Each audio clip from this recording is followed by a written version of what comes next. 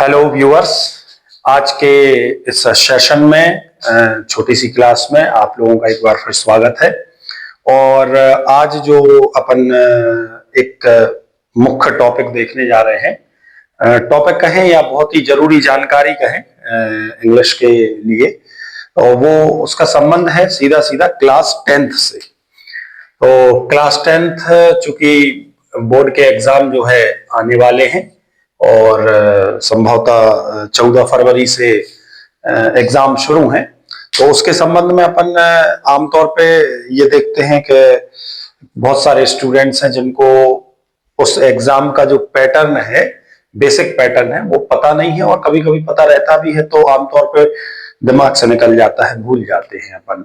तो उस पर जो है थोड़ी सी चर्चा करने के लिए आज मैं आप सबके बीच में आया हुआ हूँ और उस पर अपन चर्चा करते हैं। आप लोगों को भी इसको समझने में काफी मदद मिलेगी और उसको समझने के बाद आप अपने एग्जाम की रणनीति बहुत अच्छे से बना पाएंगे। तो शुरू करते हैं बिना देरी किए हुए। तो मैं बात करने जा रहा हूं जो क्लास 10th का अपना इंग्लिश का पेपर है, जो क्वेश्चन पेपर है, जो कि आपका 75 मार्क्स का आता है, 75 नंबर का आता है। उसमें जो अंक आवंटन है, मतलब जो कितने नंबर का क्या आने वाला है, उस रणनीति पे अपन थोड़ी सी बात करने वाले हैं और उसको कैसी प्रिपरेशन करें उस पर बात करने वाले हैं।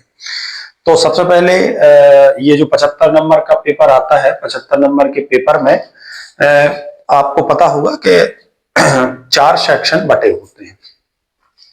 तो सेक्शन 4 है, section A, B, C, D, इस प्रकार से सेक्शंस बटे होते हैं। सेक्शन जो बटे हैं, सेक्शन के नाम होते हैं। ए सेक्शन जो है, पेपर का ए सेक्शन जो है वो है रीडिंग स्किल वाला, रीडिंग। और बी सेक्शन जो है वो है राइटिंग वर्क वाला, राइटिंग स्किल का। सी जो है वो है ग्रामर, ग्रामर, व्याकरण। और जो डी है वो है टेक्स्ट बुक्स या लिटरेचर। इस प्रकार से 4 भाग बटे हुए हैं। 4 भाग में आमतौर पे जो आता है वो इसमें आपका आप देखेंगे क्वेश्चन नंबर 1 और क्वेश्चन नंबर 2 पेपर में, जो कि आपका 5-5 नंबर का रहेगा। टोटल आपका 10 नंबर का आता है, 5 और 5 नंबर का, तो टोटल आपका 10 नंबर का आता है। और इसके बाद जो आपका सेक्शन बी है, वहां से क्वेश्चन नंबर 3 शुरू होता है। क्वेश्चन नंबर 3, क्वेश्चन नंबर 4, 5 और 6 ये आपका राइटिंग वर्क है। तो क्वेश्चन 3 से क्वेश्चन नंबर 6 तक, जो कि आपका आएगा लगभग 3 नंबर में आपकी नोट मेकिंग समरी आती है, जो कि 4 नंबर की आती है।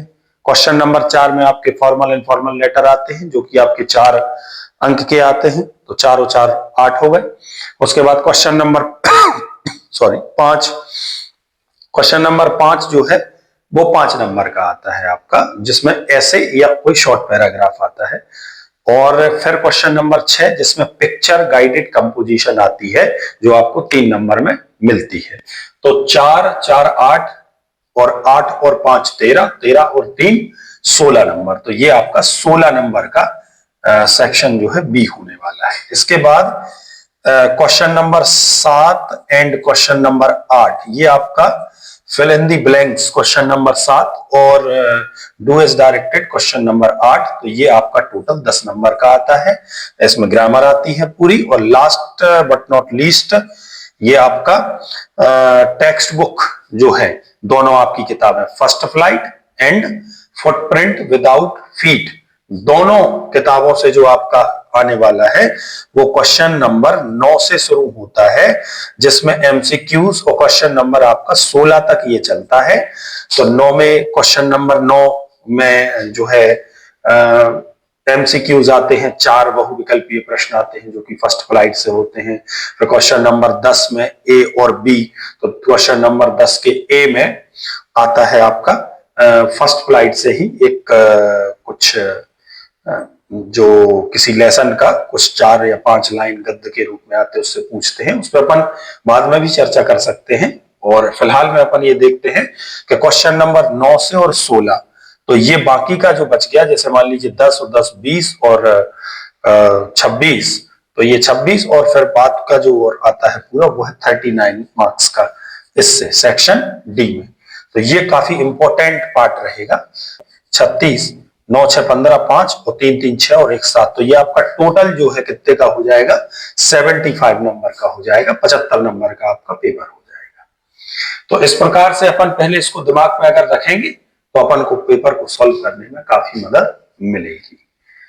और थैंक यू फॉर वॉचिंग। आगे अपन जब 20 पे चर्चा करेंगे तो और बारीकी से अंक आवंटन पे बात करते हैं। आप कमेंट्स में भी बता सकते हैं अगर आपके कोई क्वेश्चंस हो, कोई डाउट्स हो, कोई क्वेरीज हो, तो आप कमेंट सेक्शन में बता सकते हैं। Thank you very much.